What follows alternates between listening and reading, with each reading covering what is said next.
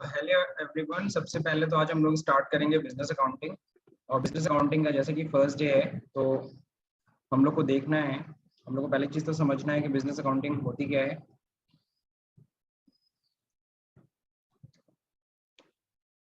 Business accounting में हम लोग को बहुत सारी चीज़ें पढ़नी है।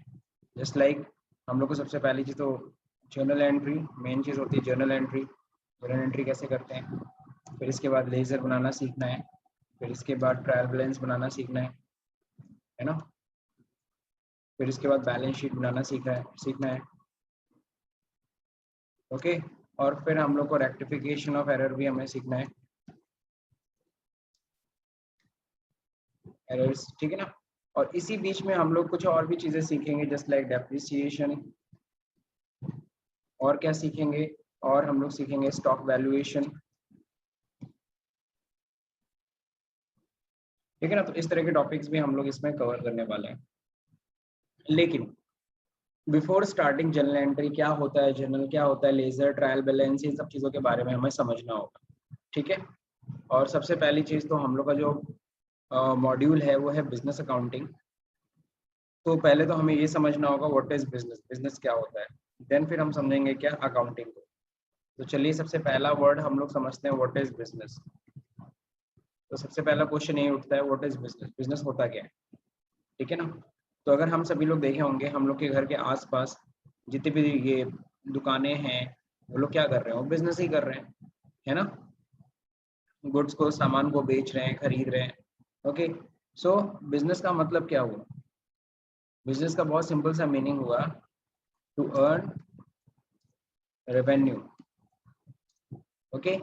रेवेन्यू अर्न करने के लिए या फिर कह लो इनकम अर्न करने के लिए, टू अर्न रेवेन्यू या फिर इनकम एनी रेगुलर इकोनॉमिक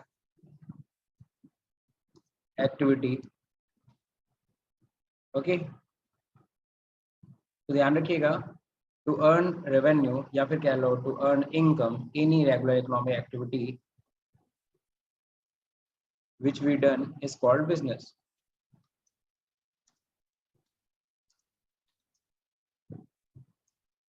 तो बहुत ही सिंपल से लैंग्वेज में हम लोग इसे कह सकते हैं कि प्रॉफिट कमाने के लिए, इनकम कमाने के लिए या फिर कह लो रेवेन्यू कमाने के लिए जो भी रेगुलर इकोनॉमिक एक्टिविटीज हम लोग करते हैं, ठीक है ना। इकोनॉमिक शब्द अगर नहीं भी लगाओ तब भी चलेगा, ठीक है ना।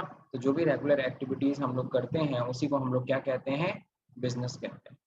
और ध्यान रखना यहाँ पे ये चीज मस्ट है कि वो क्या होना चाहिए, जब भी हम लोग क्या कर रहे हैं, जो भी एक्टिविटी कर रहे हैं दैट शुड बी रेगुलर, है ना। जैसे कि आप लोग देख रहे होगे आप लोग के आसपास जो दुकानें होती है डेली आते हैं, डेली खोलते हैं, डेली वही एक्टिविटीज कर रहे हैं। और वो क्यों कर रहे हैं एक्टिविटी, मेनली उनका काम क्या है, उनका मेन मकसद क्या है, रेवेन्यू कमाना या फिर कह लो क्या कमाना, इनकम कमाना। तो प्रॉफिट कमाने के उद्देश्य से, रेवेन्यू कमाने के उद्देश्य से जो भी एक्टिविटीज हम लोग करते हैं, जो भी रेगुलर एक्टिविटीज हम लोग करते हैं उसी को हम लोग क्या कहते हैं, बिजनेस। तो बहुत ही सिंपल सी डेफिनेशन है बिजनेस की। ध्यान रखिएगा यहाँ पे हम लोग वो सारे डेफिनेशंस नहीं पढ़ रहे हैं जो बुक्स में लिखा है, हम यहाँ पे वो डेफिनेशंस पढ़ रहे हैं जो रियल में प्रैक्टिकली है, जो एग्जैक्टली इजीली आप कहीं भी इंटरव्यूज में भी बोल सकते हो। Okay. So conceptually it is not wrong, ये प्रॉपर है, कोई दिक्कत है नहीं। अब अगला शब्द उठता है क्या, जब हम लोग बिजनेस को समझ रहे हैं तो हम लोग को एक और चीज समझना होगा। आप लोगों ने ये वर्ड भी सुना होगा, कॉमर्स। अब सवाल उठता है sir what is commerce, commerce होता क्या है, कॉमर्स किसे कहते हैं। तो आप लोग जब याद होगा, जब आप लोग एक स्टेज पे आए होंगे पढ़ाई करते समय, तब आपको एक चूज करना पड़ जाता है कि हम साइंस साइड लेंगे, साइंस लेंगे, कॉमर्स लेंगे, कि हम आर्ट साइड लेंगे, ठीक है ना।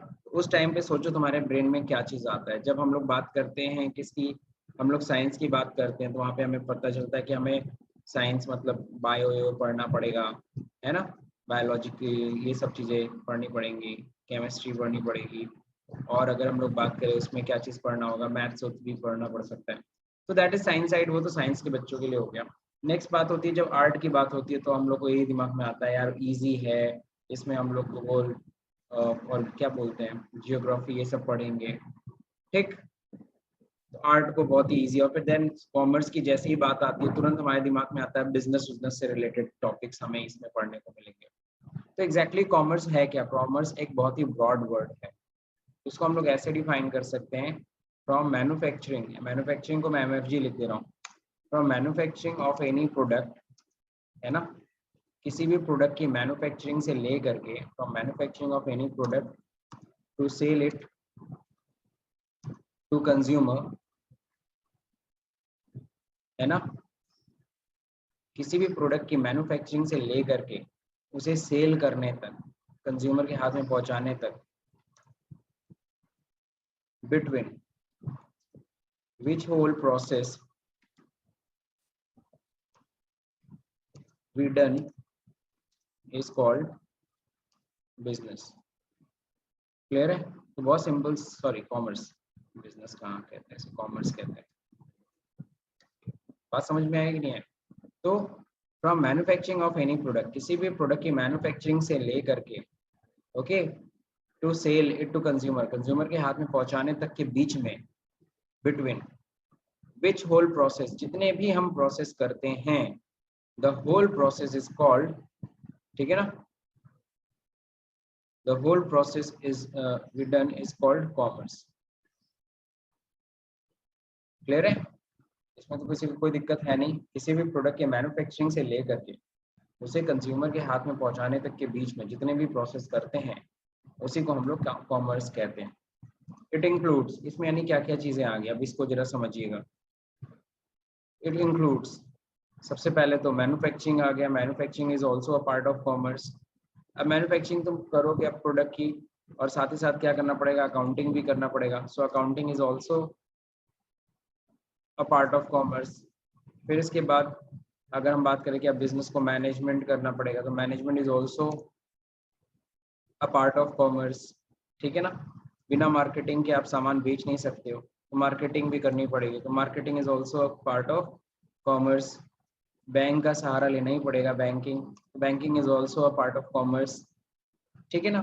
तो बात समझ में आ गया कि नहीं आ गया? तो ये सब किस में आ गया, मैं ETC कर दे, these are the part of commerce. तो ध्यान रखिए कि अकाउंटिंग, सॉरी कॉमर्स एक बहुत ही ब्रॉड वर्ड है, हम उसमें बस एक छोटा सा पार्ट पढ़ रहे हैं अकाउंटिंग। बहुत से लोग मैनेजमेंट पढ़ते हैं, मार्केटिंग पढ़ते हैं, बहुत से लोग बैंकिंग का नॉलेज लेते हैं।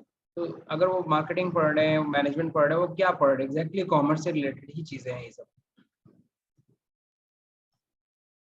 ठीक है। तो मेरे ख्याल से आप लोगों को कॉमर्स का मतलब समझ में आ गया। Business clear, commerce clear. अब हम लोग बात करेंगे, जैसा कि हम लोग को पढ़ना है, हमने बिजनेस को अच्छे से समझ लिया, ठीक है ना। अब हम लोग को पढ़ना है क्या, अकाउंटिंग। लेकिन अकाउंटिंग को समझाने से पहले आप लोग को समझना होगा व्हाट इज अकाउंट, ठीक है ना। अकाउंट को पहले समझते हैं, व्हाट इज अकाउंट, अकाउंट होता क्या है। तो अगर अकाउंट, अगर आपके ब्रेन में अगर आ रहा है अकाउंट ये शब्द, तो बहुत ही सिंपल सा आप ऐसे कह सकते हो कि आप जैसे बैंक में आप जाते हो, बैंक में आप खाता खुलवाते हो, है ना। अकाउंट कहाँ कहाँ खुलता है, बैंक में जाके अकाउंट खुलवाते हो। और अगर हम बात करें किसी भी बनिए की दुकान पे अगर तुमने उधार खरीद लिया, अगर तुमने किसी भी बनिए की दुकान पे अगर तुमने उधार खरीद लिया, दैट इज ऑल्सो क्या, वहां पे भी पता चलता है तुम्हारा खाता खुल जाता है। तो कहने का मतलब क्या है, बहुत सिंपल सी चीज है सर। अकाउंट का मतलब क्या होता है, यानी कि उस दुकानदार ने या बैंक ने अपने रिकॉर्ड में एक तुम्हारा भी रिकॉर्ड ऐड कर लिया। तो एग्जैक्टली अकाउंट है क्या, अकाउंट सिंपल सा कह सकते हो, वो पेज है, वो जगह है, वो अपनी कॉपी में एक पेज अलॉट करता है तुम्हें। मान लो तुमने अगर कुछ सामान उधार खरीदा, मान लो रितिका ने, तो अब एक पेज पे लिखेगा रितिका का नाम, ओके। और अब रितिका ने उससे क्या क्या चीज उधार खरीदा, कितना उसको पैसा दिया, और सारा अब इन्फॉर्मेशन रितिका से रिलेटेड जितने भी लेन देन होंगे, उन सारे लेन देनों को उसी पेज पे नोट करेगा। तो वो जो पेज है ना, जिस पेज को उसने अलॉट किया रितिका को, दैट पेज, दैट उसको हम लोग बोलते हैं section, that section is known as, उस सेक्शन को हम क्या बोलते हैं, अकाउंट। अब हम बात करते हैं क्या, बहुत सारे बैंकों में अगर आप जाते हो तो बैंकों में क्या होता है, बैंकों में आपका पता चलता है क्या, वहां पे एक आपको अकाउंट नंबर दिया जाता है, ओके। वहां पे एक अकाउंट नंबर अलॉट किया जाता है, वहां पे सारा इलेक्ट्रॉनिक तरीके से आज के समय में मेंटेन हो रहा है अकाउंट्स। तो बैंक वाला आपको आपके नाम से नहीं पहचानता, आपके चेहरे से नहीं पहचानता, वो किससे पहचानता है, आपके अकाउंट नंबर से आपको पहचानता है। बात समझे कि नहीं समझे? तो आपका जो अकाउंट नंबर होता है, एग्जैक्टली उसी नंबर पे जाकर के आपकी सारी डिटेल मेंटेन की जाती है। ठीक, जैसे आप लोगों ने कॉपी में शुरुआत में इंडेक्स देखा होगा, इंडेक्स लिखा होता है। तो अगर मान लीजिए हमने एक पेज को रितिका को अलॉट किया तो उसका पेज नंबर 1 है, एक पेज पे हमने रवीना को अलॉट किया तो उसका पेज नंबर 2 हो गया, एक पेज को अगर हमने मंतोष को अगर अलॉट कर दिया तो उसका पेज नंबर 3 हो गया। तो ये जो 1 2 3 हो गया, अब रितिका का कोड हो गया 1, रवीना का कोड हो गया 2, मंतोष का कोड हो गया 3, तो यही हो गया। तो क्या कह सकते हैं सर, अकाउंट को सिंपली मैनर में हम लोग कह सकते हैं अकाउंट इज अ कोड और सेक्शन, यानी वो जो पेज मैंने बताया, अकाउंट इज अ कोड और section where accountant record and supply the information। कौन सा इंफॉर्मेशन? Financial information. बात समझ में आया? बहुत सिंपल सी डेफिनेशन है। तो अकाउंट का मतलब क्या है? सिंपल सी बात है, अकाउंट इज अ कोड या फिर कह लो अकाउंट इज अ सेक्शन, जहां पे अकाउंटेंट क्या करता है? रिकॉर्ड करता है और सप्लाई करता है। ठीक है ना? Record and supply the financial information, सारे के सारे फाइनेंशियल इंफॉर्मेशन को रिकॉर्ड कर रहे हैं आपसे रिलेटेड। तो क्लियर हो गए सब लोग? अकाउंट क्या होता है? अकाउंट का मतलब अगर हम मेरी लैंग्वेज में समझोगे तो बहुत सिंपल से, अकाउंट वो जगह है जहाँ पर हम सारे इंफॉर्मेशन को कौन सी इंफॉर्मेशन को? फाइनेंशियल इंफॉर्मेशन को रिकॉर्ड करते हैं। ठीक है? और जब आप मांगते हो कि सर जरा बताइए मेरा कितना बैलेंस हुआ, फिर उसी जगह पे जाकर के हम आपका इंफॉर्मेशन आपको देते भी हैं, दैट मीन सप्लाई भी करते हैं। तो मेरे ख्याल से अकाउंट का मतलब सबको समझ में आ गया। अब हम बात करेंगे अकाउंटिंग की। अगला शब्द आता है accounting. Now what is accounting? Accounting किसे कहते हैं? तो अकाउंटिंग का मतलब बहुत सिंपल सी चीज़ है सर। अभी भी मैंने अकाउंट बताया, अकाउंट वो जगह है, वो सेक्शन है जहाँ पे अकाउंटेंट आपकी इन्फॉर्मेशन को नोट करता है। तो नोट करने की जो प्रोसेस को आगे में नोट भी करेगा तो किसी सिस्टमैटिक तरीके से करता है। That systematic way is called accounting. यानी इन्फॉर्मेशन को राइट डाउन करना, इन्फॉर्मेशन को नोट करना, इन्फॉर्मेशन को रिकॉर्ड करने के प्रोसेस को ही हम लोग क्या कहते हैं? अकाउंटिंग कहते हैं। तो व्हाट इज अकाउंटिंग? तो कहा गया है accounting is an art of recording the transaction, recording the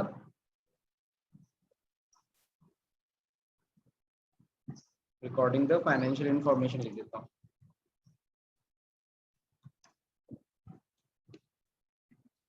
देखो कितनी इजी इंफॉर्मेशन, कितना इजी देखो हो गया।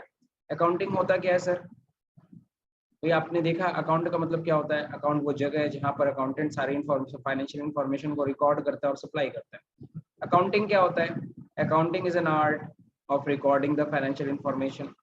अकाउंटिंग वो आर्ट है जिसके जरिए हम लोग क्या करते हैं? फाइनेंशियल इन्फॉर्मेशन को नोट करते हैं। लेकिन ध्यान रहे, ये जो डेफिनेशन मैंने बताई, it is not a full and proof definition, इसमें कुछ कमियां भी हैं। तो हम लोग क्या करेंगे? हम लोग एक डेफिनेशन उठाएंगे AICPA की। AICPA is what?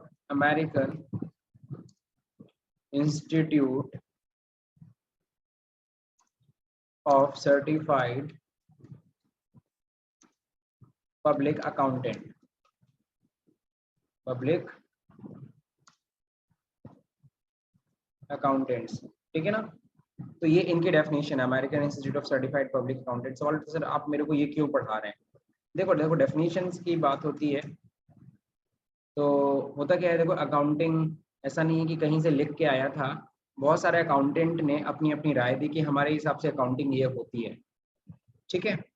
फिर क्या हुआ, उन सभी के डेफिनेशंस को एक समरी बनाई गई, उसको मिलाया गया और उसके आधार पे एक डेफिनेशन बनाई गई। क्या होता है कि आपने कोई डेफिनेशन, कोई आपने दिया, कोई डेफिनेशन मैंने दिया, आप कहते हो नहीं नहीं आपके डेफिनेशन में ये कमी है, मैं कहता हूँ नहीं आपके डेफिनेशन में ये कमी है। ठीक है? लेकिन आपको बता दूं, AICPA की डेफिनेशन को मैक्सिमम लोगों ने सही माना है, तो इसीलिए हम लोग AICPA की डेफिनेशन को हम लोग पढ़ेंगे।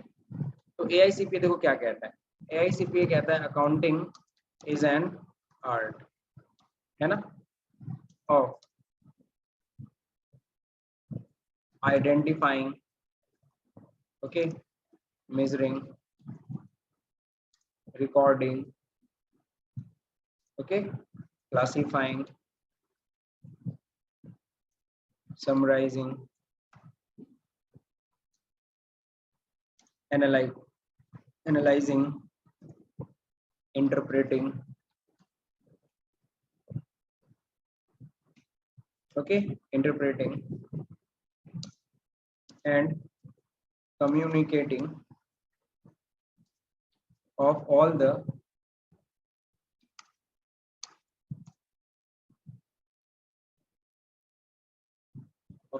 financial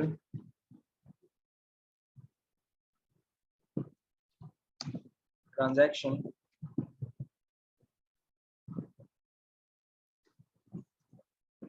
in a systematic या फिर कह लो significant manner. Clear? तो क्या इन्होंने कहा है, बहुत सिंपल से डेफिनेशन बोला इन्होंने. Accounting is an art of identifying, measuring, recording, classifying, summarizing, analyzing, interpreting and communicating of all the business transactions. Sorry, financial की जगह यहाँ पे होगा business transaction in a significant manner. ठीक है. अब इस डेफिनेशन को हमें समझना पड़ेगा. देखो ये डेफिनेशन हमें याद कैसे होगा, बहुत सिंपल सा तरीका है. इस डेफिनेशन को समझ लोगे ना, अपने आप दिमाग में फिट हो जाएगा. ये बहुत टफ नहीं है, आप लोग को देख लेना, मैं पूरा एकदम आपके मुंह पे एकदम सेट हो जाएगा ये डेफिनेशन. हाँ, लेकिन समझना होगा ये इसको डेफिनेशन को. सबसे पहली चीज तो कहा गया है अकाउंटिंग इज एन आर्ट. तो सवाल उठता है, सबसे पहला सवाल उठता है, क्यों आर्ट है, व्हाई आर्ट, साइंस क्यों नहीं बोला गया. ओके, साइंस क्यों नहीं बोला गया. देखो साइंस और आर्ट में एक फर्क होता है. आर्ट क्या होता है, आर्ट रियलिस्टिक भी होती है और रियलिस्टिक भी हो सकती है, या फिर कह सकते हो क्या फिक्टिशियस भी हो सकती है. दैट मीन्स काल्पनिक भी हो सकती है.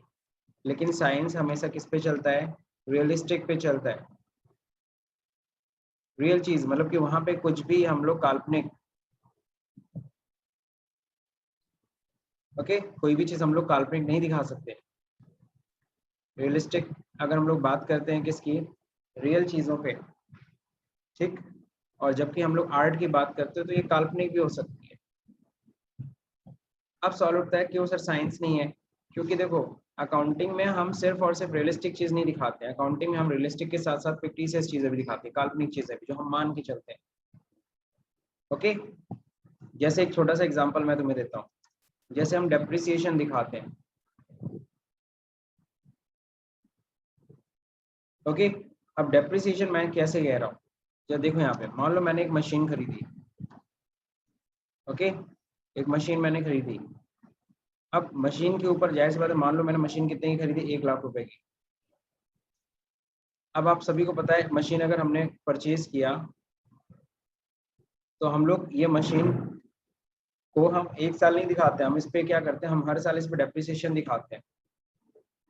अब ये डेप्रिसिएशन देखो कैसे दिखाया जाता है. डेप्रिसिएशन मतलब समझते हो सब लोग, जब भी हम लोग किसी भी एसेट को यूज करते हैं तो उसकी वैल्यू में कुछ ना कुछ कमी आती है, उसी कमी को हम लोग डेप्रिसिएशन कहते हैं. और डेप्रिसिएशन हमारे लिए खर्चा होता है. तो मशीन अगर हमने 1 लाख खरीदा तो हम देखते हैं इसके ऊपर डेप्रिसिएशन कैसे निकाला जाता है. ये डिपेंड करता है उसकी यूजफुल लाइफ के ऊपर. बात समझे कि नहीं समझे. तो यूजफुल लाइफ क्या है उस एसेट की, मान लो उस एसेट की यूजफुल लाइफ है 5 साल, 5 ईयर, यानी वो मशीन हम लोग मान के चल रहे हैं 5 साल चलेगी. तो डेप्रिसिएशन कैसे निकलता है, यानी उस 1 लाख को डिवाइड कर देंगे 5 से, दैट मीन्स 20,000. तो हम लोग हर साल 20,000 20,000 रुपए के रेट से डेप्रिसिएशन दिखाएंगे. पहले साल 20,000 रुपए दिखाएंगे, 80,000 रह जाएगा, फिर 20,000 दिखाएंगे 60, फिर 20,40, फिर 20,000, फिर इसके बाद 20,000 खत्म. यानी 5 ईयर में हम उस मशीन की वैल्यू को नील कर देते हैं. आफ्टर 5 ईयर अगर हम चेक करेंगे, after 5 year machine value is क्या हो जाएगा, 0. आप समझे कि नहीं समझे. तो जरा बात को यहाँ पे ध्यान से देखिएगा. 5 साल बाद मशीन की वैल्यू तो नील हो गई, लेकिन क्या मशीन चल रही है, तो पता चला यस मशीन स्टिल लाइव, अभी भी वो लाइव है, मतलब चल रही है। मशीन क्या है, चालू हालत में है। बात समझे? तो क्या ये कल्पना नहीं है कि हम मान के चल रहे 5 साल चलेगी, जरूरी नहीं है कि मशीन 5 ही साल चले, उससे ज्यादा भी चल सकती है, उससे कम भी चल सकती है। तो ये जो डेप्रिसिएशन हम दिखा रहे हैं ना, पूरा का पूरा हमारी कल्पना के ऊपर है कि मशीन वो 10 साल आपके घर में आज भी देखो, आज अपने अगर घर में अगर तुम चेक करते हो, आज भी तुम्हारे घर में बहुत से ऐसे इक्विपमेंट्स होंगे जो सालों साल चले जा रहे हैं, जबकि उनकी लाइफ कब के खत्म हो चुकी थी। छोड़ो तुम्हारा एग्जाम्पल, मेरे घर में एक फैन है, जो मेरा घर बना था 1986 में, तब से चल रहा है वो फैन, आज भी लगा हुआ है, नहीं हटाया, मशीन चल रहा है। बात समझे कि नहीं समझे? तो आप लोग के भी घर में देखो कुछ ना कुछ ऐसे इक्विपमेंट्स होंगे जो बहुत सालों से चले आ रहे हैं, जबकि उनकी लाइफ कब का खत्म हो गया। अगर हम अकाउंटिंग के पॉइंट ऑफ व्यू से बात करें तो उसकी वैल्यू तो नील हो चुकी है, लेकिन फिर भी वो चल रही है। That means depreciation is totally totally काल्पनिक है। क्या है तुम्हारे घर में ऐसा, बताओ? कुछ है आप लोग के घर में कुछ ऐसा चीज जो आज भी चली जा रही है, खराब नहीं हो रही है? रितिका? चले ठीक है, छोड़िए, आगे हाँ बढ़ते हैं। सर, टेबल है। टेबल है, अच्छा ठीक है, ओके। सो अब हम लोग बात करेंगे किसकी, तो समझ में आया, क्योंकि हम लोग अकाउंटिंग में रियलिस्टिक के साथ साथ जो रियल में हम चीजें खरीदते बेचते हैं वो तो रिकॉर्ड करते करते हैं, साथ ही साथ काल्पनिक चीजें भी दिखाते हैं, जैसे डेप्रिसिएशन हो गया। और मैं काल्पनिक चीजें बताऊं, जैसे हम लोग याद है, हम लोग रिजर्व बनाते हैं, बिजनेसमैन को जरूरी होता है रिजर्व बनाना फ्यूचर के लिए, प्रोविजंस बनाना। आगे हम लोग अकाउंटिंग में पढ़ेंगे रिजर्व्स क्या होता है, प्रोविजन क्या होता है, ठीक है ना? तो रिजर्व तो सिंपल वर्ड है, आप सभी लोग समझते हो, हम लोग सभी लोग जो भी अपनी इनकम कमाते हैं उसका कुछ ना कुछ हिस्सा बचा के रखते हैं भविष्य के लिए, दैट इज कॉल्ड रिजर्व, अपनी सेविंग्स, है ना? फ्यूचर के लिए हम रख लेते हैं, क्योंकि कल को पता नहीं क्या काम आएगा, और वो क्या काम आएगा हमें पता तो है नहीं, बस हम ऐसे ही मान करके हम उसको रिजर्व कर रहे हैं। तो this reserve is also a part of क्या, क्या है वो, फिक्टिशियस ही है, एस्टिमेशन बेसिस पे, रियलिस्टिक तो है नहीं, पता नहीं कल को काम पड़ेगा भी कि नहीं पड़ेगा। सो दीज आर कॉल्ड, इसीलिए कहा गया अकाउंटिंग इज एन आर्ट। तो जब भी आप डेफिनेशन दोगे, जब भी आप कभी भी बोलोगे, तो इसीलिए हम लोग क्या बोलेंगे, अकाउंटिंग इज एन आर्ट। हालांकि कुछ ऐसे डेफिनेशन भी तुमको देखने को मिलेंगे जहाँ पे लिखा होता है accounting is an art as well as science, ठीक है ना? तो साइंस क्यों बोला गया वो हम आगे समझेंगे। तो यहाँ पे इतना तो हमें समझ में आ गया, अकाउंटिंग इज एन आर्ट। अब हमें समझना होगा accounting is an art of identifying. ये आइडेंटिफाइंग का मतलब क्या है, तो चलिए समझते हैं आइडेंटिफाइंग का मतलब।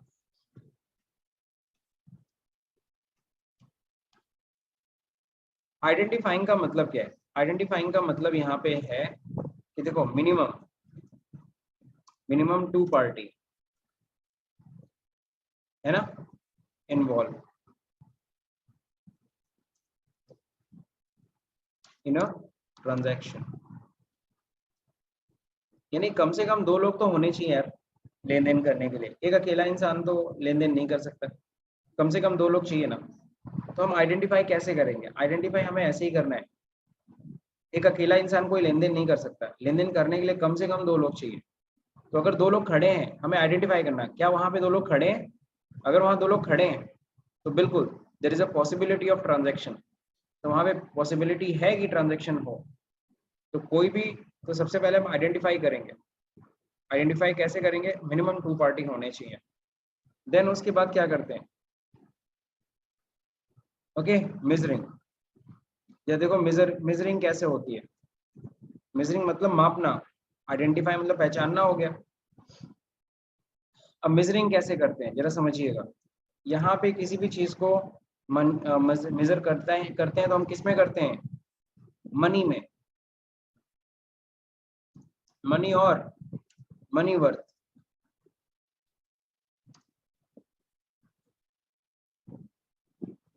बात समझे?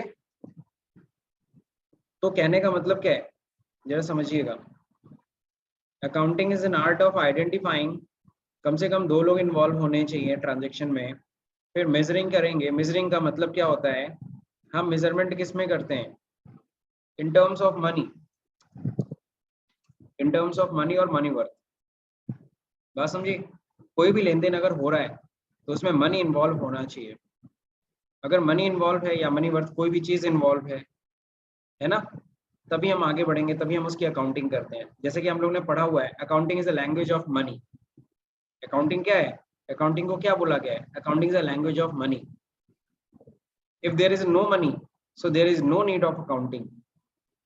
ओके, पैसा या पैसे से जुड़ी हुई कोई भी चीज। अब मनी वर्थ का मतलब क्या होता है, मनी वर्थ का मतलब कोई भी ऐसी चीज जिसको आप पैसे में मेजर कर सकते हो। फॉर एग्जाम्पल, आपका लैपटॉप, आपका मोबाइल, सब मनी वर्थ है। बात समझे, आपका पेन, आपकी घड़ी, आपका चश्मा, सब मनी वर्थ है ना। तो ये सब मेजरिंग हम मनी में हम कर सकते हैं, इनको हम मनी में मेजर कर सकते हैं, सो ये मनी वर्थ है। सवाल उठता है सर, अब आप ऐसी बात कर रहे हैं तो हर चीज तो मनी वर्थ है, एवरीथिंग इज मनी वर्थ। नहीं नहीं नहीं नहीं नहीं, ऐसा नहीं कहना। बहुत सी चीजें होती जो मनी वर्थ नहीं है। For example, blessings. ओके, एक जब बेटा है अपने माता पिता या अपने दादा दादी का पैर छूता है तो दादा दादी उसे आशीर्वाद देते हैं, तो वो आशीर्वाद मनी वर्थ नहीं है। जो प्यार होता है, ओके, वो भी क्या नहीं है, वो मनी वर्थ नहीं है। Human organ is not money worth. चलो किडनी बेच दे तो चलो ये दे, बहुत सारी ऐसी चीजें जो मनी वर्थ नहीं है, ध्यान रहे। ठीक, तो मेजरिंग का मतलब समझ गए। पहली चीज, वहां दो लोग खड़े होने चाहिए। दूसरा नंबर, उन लोग जो भी लेन देन कर रहे हैं उसमें मनी इन्वॉल्व होना चाहिए, मनी या मनी वर्थ कोई ना कोई चीज इन्वॉल्व हो। ठीक, अगर मनी वर्थ इन्वॉल्व है देन हम आगे बढ़ेंगे, देन हम क्या करेंगे, रिकॉर्डिंग करेंगे। ओके, देन हम रिकॉर्डिंग करते हैं। और रिकॉर्डिंग करने का मतलब, रिकॉर्डिंग के लिए हम एक कॉपी का यूज करते हैं, जिस कॉपी में भी हम उस लेन देन को नोट करेंगे, उस कॉपी को हम लोग कहते हैं जर्नल, या फिर हम उसे कहते हैं डे बुक। क्लियर, सबको समझ में आया। रिकॉर्डिंग का मतलब, रिकॉर्डिंग मतलब लिखना। तो जो भी कॉपी हम यूज कर रहे हैं उस लेन देन को लिखने के लिए, उसे हम लोग क्या कह रहे हैं, उसे हम लोग जर्नल कह रहे हैं, या फिर क्या कह रहे हैं, डे बुक कह रहे हैं। ठीक है, रिकॉर्डिंग के बाद फिर क्या होता है, क्लासीफाइंग होता है। सर क्लासीफाइंग का मतलब हिंदी में तो इसको वर्गीकरण कहते हैं। ओके, क्लासीफाइंग का मतलब यहाँ पे क्या होता है, अगर हम लोग समझें तो सारे ट्रांजेक्शन जब हम नोट कर लेते हैं तो हमें क्लासीफाइंग करना पड़ता है। सबका अलग अलग हम खाता बनाते हैं। क्यों सबका अलग अलग हम खाता बनाते हैं, ताकि हमें ये पता चल सके किसका कितना बैलेंस है, किसका कितना बैलेंस है। तो बैलेंस जानने के लिए हम लोग क्या करते हैं, हम लोग क्लासीफाइंग करते हैं। क्लासीफाइंग करने का मतलब क्या होता है, लेजर बनाना। और जैसे कि मैंने बोला, ये कर क्यों रहे, to get the balance, balance जानने के लिए।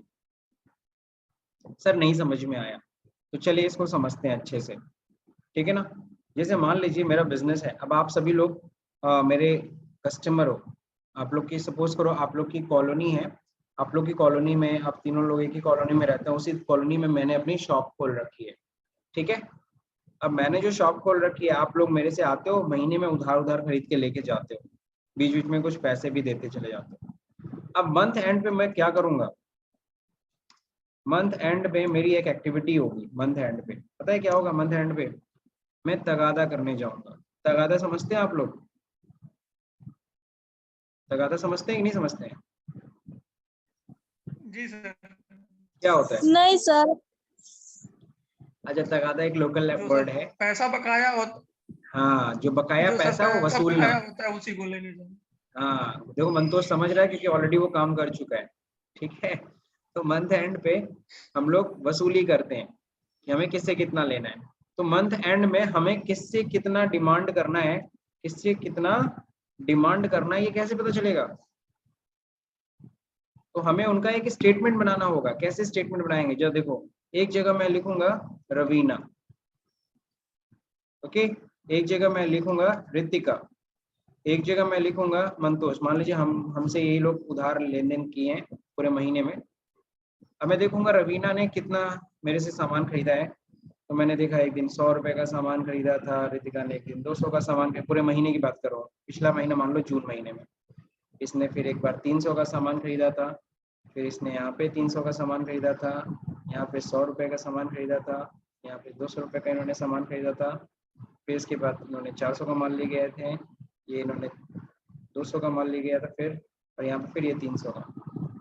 बात समझे?